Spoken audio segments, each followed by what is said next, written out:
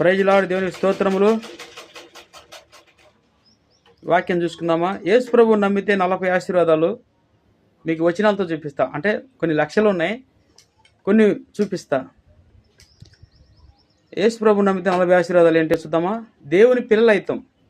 ఇంకా ఆయన మనల్ని క్షమించాడు, మనకు క్షమాపణ దొరికింది. నీతిమంతుని చేశాడు, రోమా 5:1 నీతిమంతుని చేశాడు. ఇంకేం చేశాడు? మనకు సంతోషం, ఆనందం, శాంతిని ఇచ్చాడు, యోహాను 14:27.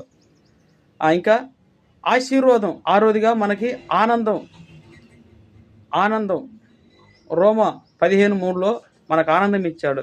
ఇంకా క్రొత్త సృష్టి 2 కొరింథీ మనం క్రొత్త సృష్టిగా చేశాడు, 2 కొరింథీ 8:17. ఇంకా చీకట్లో నుండి వెలుగులోనికి నడిపించాడు, 1 కొరింథీ 2:9. 1 పేతురు 2:9 చీకట్లో నుండి వెలుగులో నడిపించాడు మనల్ని. చూడండి, ఇది 12 ఆశీర్వాదం. మనం చూసుకుంటే రక్షణ, మన గొప్ప రక్షణ ఇచ్చాడండి, వెలకట్లేని రక్షణ, గొప్ప రక్షణ ఇచ్చాడు మనకి.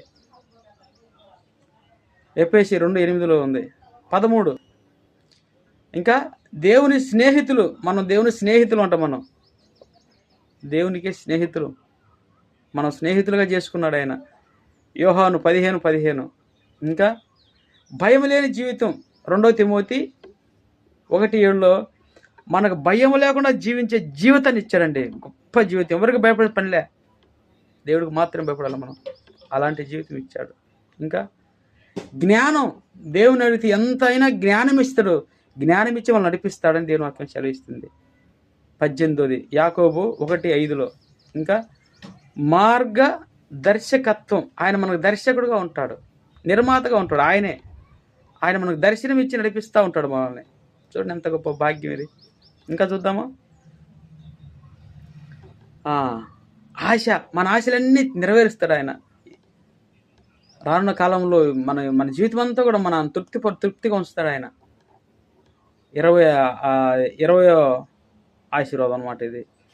ఇర్మియా 29:11 ఈ మాట ఉంది. ఇంకా యెషయా గ్రంథం 53:5 మన రోగాలన్నీ ఆయన భరించాడు, మన రోగాలను భరించాడు, మన కోసం గొప్ప క్రయం చెల్లించాడు ఆయన పొందిన దెబ్బల ద్వారా మనకు స్వస్థత కలుగుతున్నది దేవుని వాక్యం చెల్లిస్తుంది. ఇంకా